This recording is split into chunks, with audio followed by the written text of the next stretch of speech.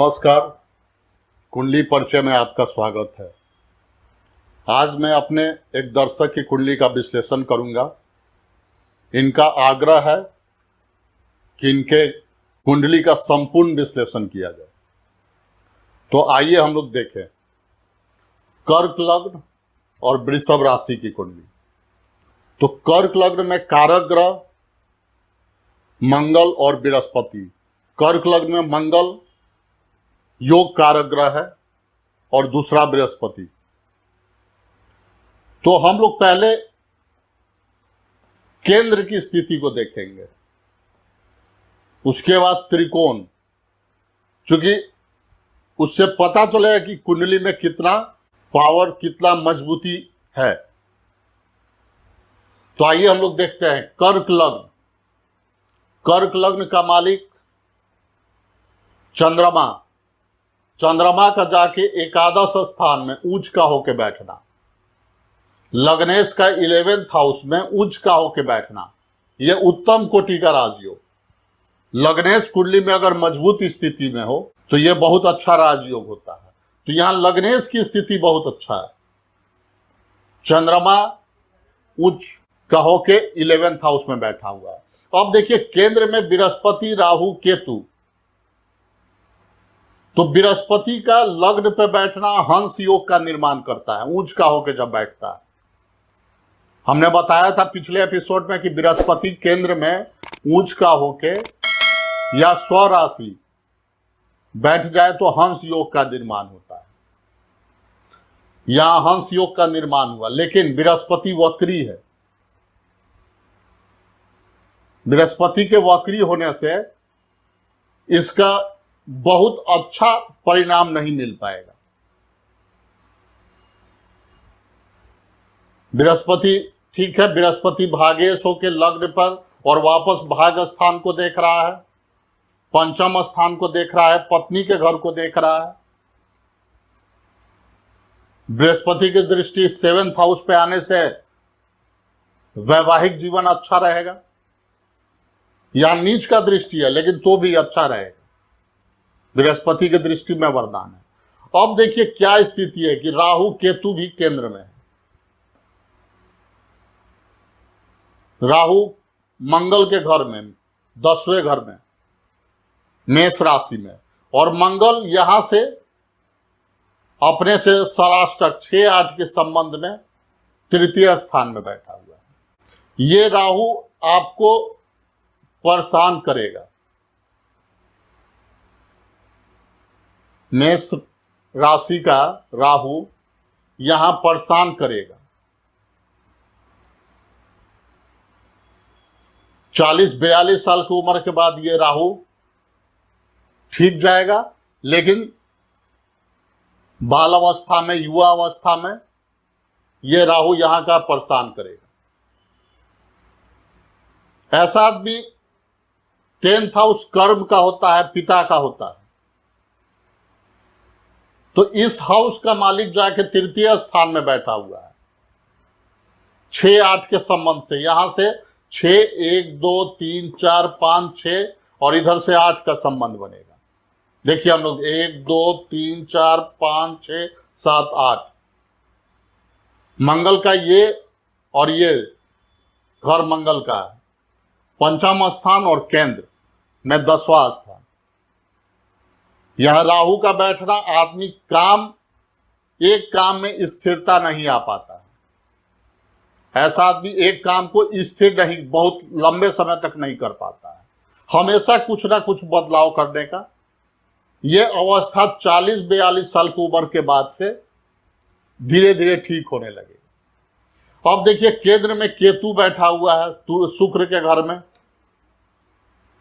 शुक्र के घर में, तो अब देखा जाए कि शुक्र की क्या स्थिति है। तो शुक्र इस कुंडली में 6ठे स्थान में बैठा हुआ है, अपने शत्रु बृहस्पति के घर में। तो शुक्र का स्थिति तो सबसे पहले तो यहां माता के स्वास्थ्य के लिए खराब है। माता को परेशानी आएगा, खास करके पैर में। दूसरा, ये केतु इस घर का मालिक होगा और शुक्र छठे घर में बैठने से ऐसे आदमी को वाहन दुर्घटना का योग होता है, वाहन से दुर्घटना का योग होता है। तीसरा, इनके नौकर चाकर जो होंगे वो विश्वासी नहीं होंगे, वो चोरी करने वाले होंगे। और केतु यहां जन्म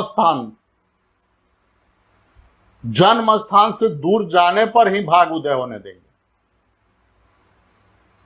यहां का केतु। अब देखा जाए कि इस कुंडली में चंद्रमा तो मजबूत है, सूर्य का क्या स्थिति है? तो सूर्य धन स्थान का मालिक होके छठे घर में, ऐसे व्यक्ति को धन संग्रह करने में, जमा करने में बहुत परेशानी आएगी। ये जमा नहीं कर पाएंगे। जब लगेगा कि अब संभलने लगा तो किसी ना किसी चीज में व्यय होता चला जाएगा। ऐसे व्यक्ति को अपना धन पत्नी या बच्चों के नाम से पैसा जमा रखना चाहिए। दूसरा, सूर्य बैठा किसके साथ है? शुक्र के घर। शुक्र का इस कुंडली में 11th हाउस और 4th हाउस का स्वामी है। लाभ स्थान, आय स्थान का मालिक छठे घर में, लाभ भंग योग। ऐसे आदमी को व्यापार में बहुत लाभ होने में दिक्कत होता है। अब ये स्थान आय का है, यहां चंद्रमा उच्च का है। इस भाव का मालिक गर्वर स्थान में है, छठे घर में। चंद्रमा चर राशि है। ऐसे आदमी का आय जो होगा वो स्थिर आय नहीं होगा। कभी खूब अच्छा फ्लो रहा, फिर कभी थम गया, धीमा हो गया, फिर तेज, वो स्थिर आय नहीं होगा। अब इस कुंडली में देखा जाए, हमने कहा कि सबसे राजयोग कारक ग्रह कर्क लग्न में मंगल होता है। तो मंगल का तृतीय स्थान में बुध के घर में बैठना और बुध के साथ राशि परिवर्तन कर लेना, यहां बुध इनका अस्त अवस्था में है। मंगल यहां बैठा और इस पे शनि की दृष्टि पड़ रही है। मंगल शनि को देख रहा है, शनि मंगल को देख रहा है। तो कर्क लग्न में जब भी शनि मंगल एक दूसरे को देखे तो आदमी बहुत क्रोधी स्वभाव का होता है, उससे तुरंत क्रोध आ जाता है। लेकिन ये मंगल यहां छोटे भाई बहन का सुख को कमजोर कर रहा है। यह है कि राशि परिवर्तन है तो थोड़ा राहत है। मंगल यहां बैठ के शनि की दृष्टि है, लेकिन चूंकि बुध मंगल के घर में आ गया है तो मान लीजिए दो शत्रु है, दोनों एक दूसरे के घर में है, तो दोनों नहीं चाहेंगे कि एक दूसरे के घर को डिस्टर्ब किया जाए। तो यहां इस चीज में भाई बहन के सुख को थोड़ा राहत मिल रहा है। अदरवाइज छोटे भाई बहन का सुख यहां बहुत कमजोर हो जाता है। शनि का यह दृष्टि है। अब इस कुंडली में स्वास्थ्य का जहां तक देखा जाए तो स्वास्थ्य के मामला में लग्नेश का उच्च का होना बहुत अच्छा। सूर्य का यहां बैठना, सूर्य छठे स्थान में धनु राशि में बृहस्पति के घर में आदमी को निरोगी बनाएगा। शत्रु राशि इस घर में रोग का नाश करता है, शत्रु का नाश करता है। तो उस चीज के लिए सूर्य यहां ठीक है, लेकिन शुक्र के साथ है तो शुक्र अपना काम तो करेगा ही। तो शुक्र यहां इनको डायबिटीज देगा, प्रोस्टेट से रिलेटेड प्रॉब्लम देगा। अब देखिए शनि का ये स्थिति, शनि केंद्र में 7वें घर और 8वें घर का मालिक है, जाके बैठा है भाग स्थान में। अब देखिए सप्तमेश भाग स्थान में बैठा है तो यहां भी वैवाहिक जीवन को ये अच्छा कर रहा है। लेकिन सप्तमेश का 9वें घर में बैठना इनके विवाह के बाद इनके ससुराल पक्ष को मजबूत करेगा। 7th हाउस का मालिक 9th हाउस में बैठा है शनि, तो ससुराल पक्ष का भाग उदय करेगा। अब इस कुंडली में वह स्थान बुध का है और पराक्रम स्थान, बुध अस्त होकर बैठा हुआ है। वह स्थान पे सूर्य और शुक्र दोनों का दृष्टि है। ऐसा व्यक्ति खर्चीले स्वभाव का होता है। शुक्र है तो लग्जरी विलासिता पे खर्च कराएगा।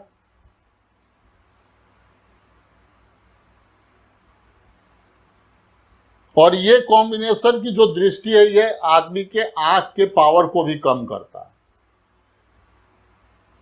क्योंकि कर्क लग्न में शुक्र बाधक ग्रह होता है। मंगल और बृहस्पति छोड़ दिया जाए तो कर्क लग्न में कोई ग्रह ऐसा नहीं है जो बहुत अच्छा फल देने के लिए। अब इस कुंडली में देखा जाए कि खराब स्थिति किनका है, तो केंद्र में राहु केतु का बैठना सबसे वीक स्थिति है। यह आदमी को यहां चौथे घर का केतु जन्म स्थान से दूर ले जाकर ही डेवलपमेंट देगा। राहु भी 42 साल की उम्र के बाद ही डेवलपमेंट देगा। बृहस्पति वक्री हो गया उच्च का होके, सूर्य का 6ठे स्थान में बैठ जाना, यह सब सरकारी नौकरी में बाधक है। अब व्यापार कर्म कैसा रहेगा, तो ये इस आदमी का राहु, हमने बोला कि राहु 42 साल के बाद से पॉजिटिव होगा, कर्म स्थान को सुधारेगा। यहां बैठकर राहु पिता से रिलेशन खराब कर रहा है। यहां बैठकर 42 साल के उम्र तक इस आदमी को स्थिरता नहीं आने देगा काम में, राहु का जो स्थिति है।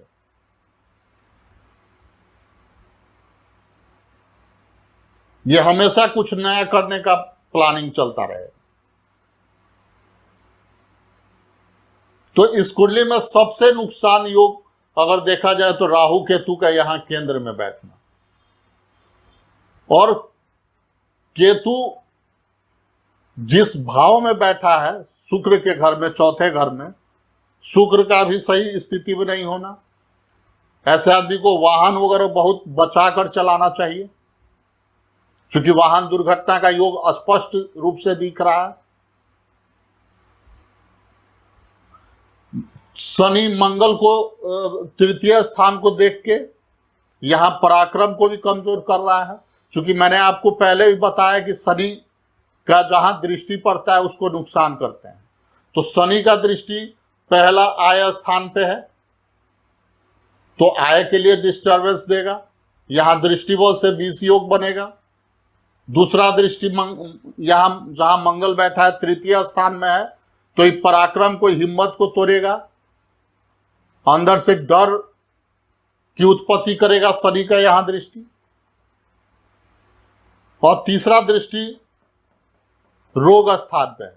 तो शनि अपने दशा में, अभी इनका महादशा बृहस्पति में राहु का चल रहा है, तो बृहस्पति में राहु, चूंकि राहु अब इनका उम्र 42 साल पार कर चुका है, तो अब राहु बहुत ज्यादा परेशान नहीं करेगा।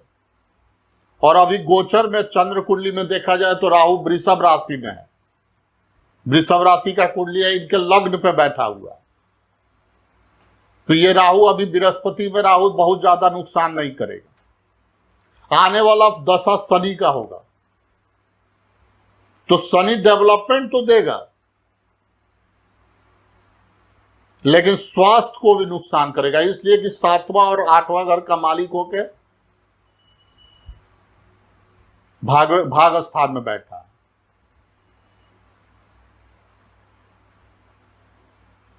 तो ये अपने दशा में डेवलपमेंट देगा लेकिन स्वास्थ्य को खराब करेगा, स्वास्थ्य को लेकर थोड़ा सा परेशानी देगा। शनि का दृष्टि भी पड़ रहा है रोग स्थान में, बृहस्पति के घर में। तो इस कुंडली में बहुत अच्छा कुंडली होते हुए थोड़ा थोड़ा सा योग ऐसा बना है जो इस कुंडली को थोड़ा वीक किया है। लेकिन ऐसे व्यक्ति का कुंडली 42-45 साल के बाद से धीरे धीरे अच्छा फल देता है और वृद्धावस्था बहुत अच्छा बीतता है।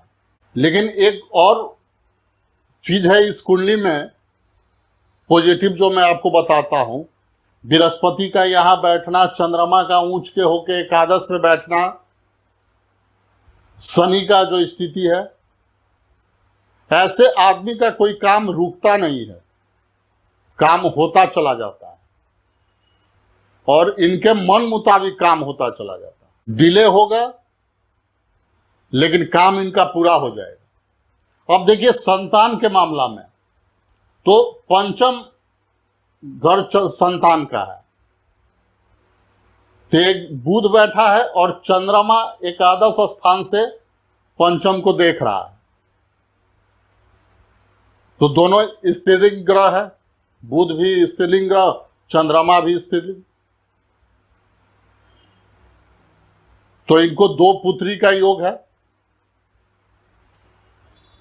लेकिन किसी एक पुत्री के जन्म के बाद इनका कई तरह से डेवलपमेंट होगा, बढ़िया डेवलपमेंट होगा। तो आज कर्क लग्न और वृषभ राशि की कुंडली का विश्लेषण हुआ। इसी तरह आगे नई नई कुंडली का विश्लेषण होगा मेरे चैनल के माध्यम से, और मैं आपको आगे दिवाली के लिए कुछ बेहतर उपाय भी बताऊंगा ताकि आपके घर में लक्ष्मी जी आए, आपके घर में सुख शांति रहे। तो आज के लिए धन्यवाद। For complete and individual horoscope analysis, contact us on 9097219008 or 9430471408. You can also send us an email on kundliparichay@gmail.com regarding any questions, appointments or queries. Please follow us on Facebook, Instagram and Twitter to stay updated. Thank you for your precious time. अपनी संपूर्ण कुंडली विश्लेषण के लिए हमें 9097219008 या फिर 9430471408 पर संपर्क करें। अपने किसी भी सवाल के लिए आप हमें kundliparichay@gmail.com पर ईमेल भी कर सकते हैं। हमारी सारी गतिविधियों से सूचित रहने के लिए कृपया हमें फेसबुक, इंस्टाग्राम और ट्विटर पर फॉलो करें। आपके बहुमूल्य समय के लिए बहुत बहुत धन्यवाद।